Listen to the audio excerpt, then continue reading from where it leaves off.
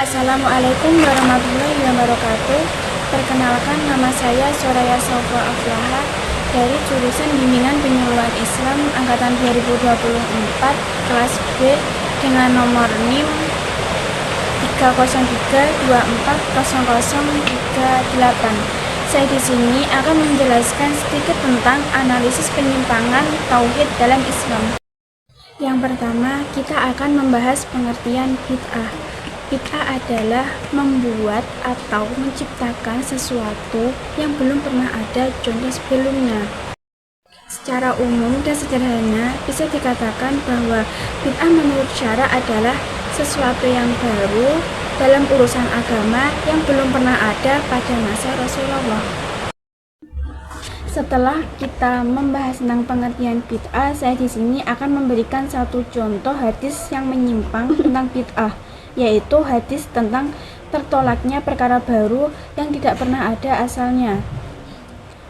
Man ahdasa fi amrina hadza ma laisa minhu fahuwa raddu, yang artinya barang siapa yang membuat suatu perkara yang tidak ada asalnya dalam urusan agama, maka perkara tersebut tertolak, artinya perkara tersebut tidak bisa diterima. Hadis riwayat Bukhari dan Muslim. Di sini saya akan memberikan 3 contoh macam-macam penyimpangan bid'ah dalam tauhid. Yang pertama yaitu meminta pertolongan kepada selain Allah. Contohnya begini, memohon bantuan atau pertolongan kepada makhluk lain selain Allah seperti wali atau orang yang sudah meninggal dengan keyakinan bahwa mereka memiliki kekuatan tersendiri yang bisa memberi manfaat atau mencegah mudarat. Artinya, dengan kita memberikan atau mengirimkan Al-Fatihah kepada para wali tersebut, lalu kita meminta hajat kita dan kita mempercayai itu. Contoh yang kedua yaitu kepercayaan pada jimat atau benda bertuah.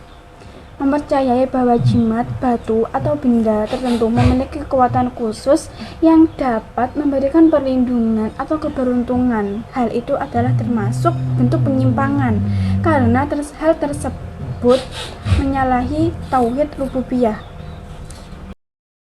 Contoh yang ketiga yaitu tawasul dengan cara yang tidak diajarkan. Contohnya seperti ini.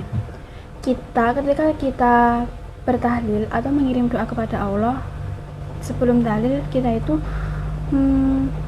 mengirim tawasul kepada orang saleh atau benda suci tanpa landasan yang kuat dari Al-Quran dan Sunnah, dan hal itu bisa mengarah pada bid'ah karena termasuk hal yang menyimpang, karena seolah-olah menjadikan makhluk sebagai perantara yang mutlak.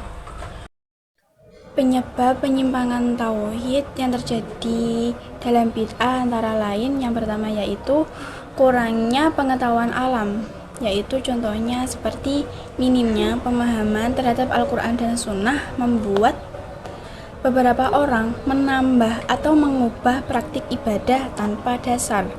Yang kedua, pengaruh budaya lokal.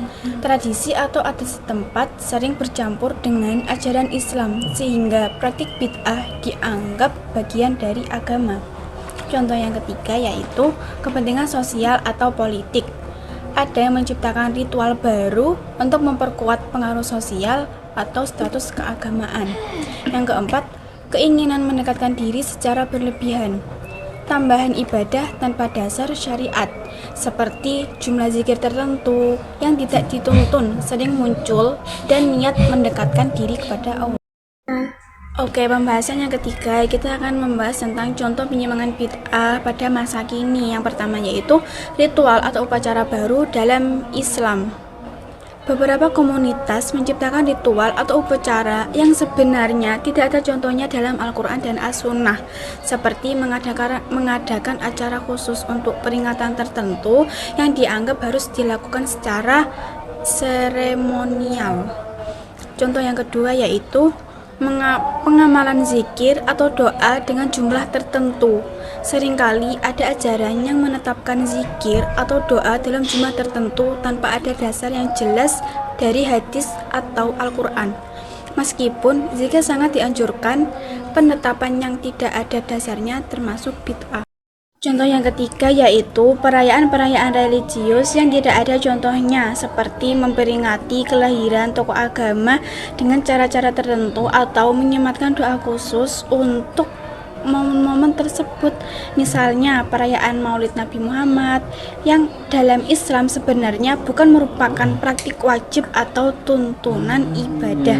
Contoh yang keempat yaitu pemakaian simbol atau atribut dengan nilai mistis, seperti penggunaan benda seperti cincin, gelang, atau kain tertentu yang dipercaya memiliki kekuatan atau manfaat khusus dianggap bid'ah jika kepercayaan tersebut tidak memiliki landasan dalam ajaran Islam. Contoh yang kelima atau yang terakhir yaitu pengajaran ilmu yang menyimpang. Dalam beberapa kelompok ada pengajaran ilmu tertentu seperti ilmu laduni atau ilmu gaib yang diklaim dapat memberikan kekuatan atau kemampuan khusus. Keyakinan seperti ini bisa berbahaya jika tidak didasarkan pada pemahaman Islam yang benar.